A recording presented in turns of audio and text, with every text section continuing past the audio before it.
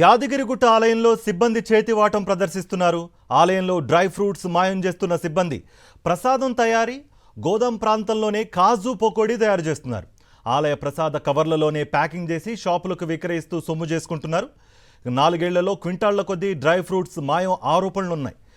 మరోవైపు భారీగా బియ్యం, నూనె, పప్పులు, ఇతర ప్రసాద తయారీకి అవసరమయ్యే వస్తువులు సైతం పక్కదారి పట్టినట్లుగా ప్రచారం జరుగుతోంది. ఇదే అంశానికి సంబంధించి మరింత సమాచారం మా ప్రతినిధి అశోక్ అందిస్తారు.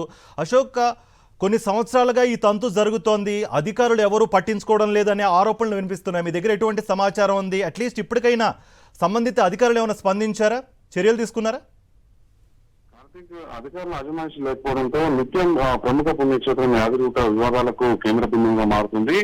కొద్ది రోజుల క్రితమే చింతపండుతో పాటు ఇతర ముడి సరుకులు అంటే ప్రసాదాల తయారీలో ఉపయోగించేటువంటి ఇతర ముడి సరుకులు కూడా అక్కడ ఉన్నటువంటి సిబ్బంది మాయం చేసినటువంటి విషయం మర్చిపోతుంది. తాజాగా విలువైనటువంటి డ్రై ఫ్రూట్స్ తో పాటు అంటే స్వామివారి నిత్య కైంకర్యాల కోసం ప్రసాదాల తయారీ కోసం భారీ ఎత్తున డ్రై ఫ్రూట్స్ అంటే బాదంతో పాటు కాజు కావచ్చు, కిస్మిస్ కావచ్చు, ఇవన్నీ పెద్ద ఎత్తున దేవస్థానానికి వస్తున్నటువంటి నేపథ్యంలోనే అక్కడ అధికారులు పర్యవేక్షించాల్సినటువంటి ఏఈఓతో పాటు సూపరింటెండెంట్ కూడా అందులో చేతివాటం ప్రదర్శిస్తున్నారన్న ఆరోపణలు ఉన్నాయి.